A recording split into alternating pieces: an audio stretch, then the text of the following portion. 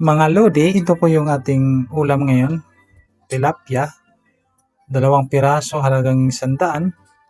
Siyempre, ang rekado lang naman natin ilagay, 3 lang, bawang, luya at saka sibuyas. Bakit dahonan? Nagtataka kayo. Siyempre, ipahuli natin paglagay ang dahon yan. Parang gulay na rin siyang labas dyan. Itong ampalayang bilog, maganda sa kalusugan. Ito yung itambaw na to, ipaibabaw natin sa paksiw na tilapia, mga idol.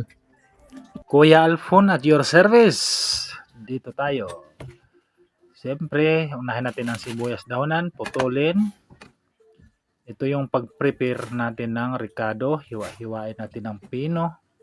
Kasi ang dahon na ito ay gawin nating gulay. Makikita ninyo kung paano natin ito gagawin, paano ang gamit niya sa ating paksiw. Kung sa Bisaya pa inon-unan. Lagay muna natin dito, tapos ang kasunod nito, himay-himay natin, linisan muna natin ang bawang. Ito po yung mga tradisyonal na ginagawa namin sa mga kanunuan ng bawang. Ang gawin yan, pipisain yan. Pipisain natin. Ganyan lang. Tapos, saka natin ngayon, bibiyakin natin sa gitna. Tapos, tanggalan natin ang balat. Yan. Para talagang ang ano niya, enzymes niya ay talagang hahalo sa ating isdang tilapia. Para din na tilapia ang labas, talapia na. Yan, kita nyo paano binibiyak, hinihiwa sa gitna. At easy na lang tatanggalin ang balat. Ang ricado. Siyempre kasunod ang luya. Tanggalan natin muna ng balat.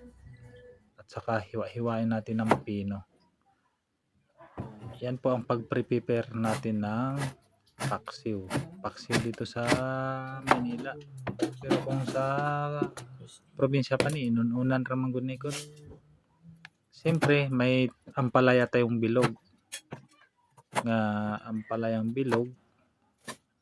Hiwain muna natin ng hati para tanggalin natin yung mga buto niya. Kasi medyo matigas na ang buto nito. Tatanggalan muna natin ang buto. Yan. Tanggalin natin yan kasi mapait na nga, lalong mapait pa yan.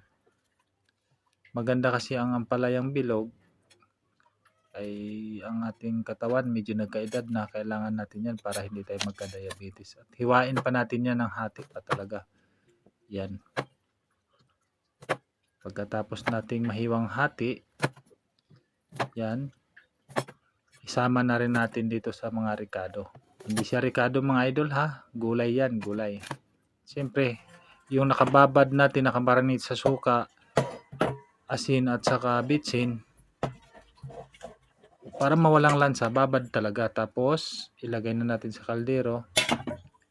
Tapos, ang kasunod nito, ilagay na natin ang mga ricado, luya, bawang, siyempre yung ampalaya. Ipaibabaw na natin mga idol. Para pag naluto ang isda, luto na rin yan mga idol. Yun lang kasimple. Simple salang na natin. O, pagkatapos ng salang, luto na. Saka naman natin ilagay ang sinasabi ko sa inyo, ang dahon ng sibuyas. Ito yung pinakasilbi niya. Huwag nating patagalin yan. 3 minutes lang po yan mga idol. Lutong-luto na po yan. Pwede na po natin hahanguin na siya. Siyempre, tatakpan muna natin yan. Pagtakip niyan, antayin lang natin ng ilang minuto. Pagbukas natin, yan, sa amoy pa lang, masarap na at luto na. Yan. Pagkatapos nito mga idol, 3 minuto na. Siyempre, i-switch off na natin yung ating pina-steam na rice cooker.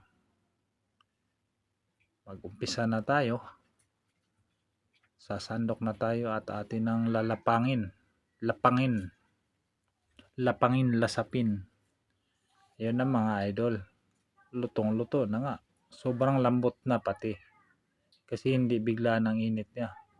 Rice cooker lang naman ito, pero hindi rice ang niluluto natin. Ito po ay fish cooker na mga idol.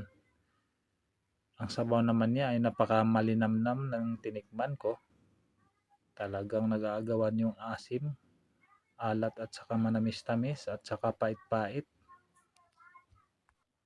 Thank you for watching. Follow for more. Bye-bye.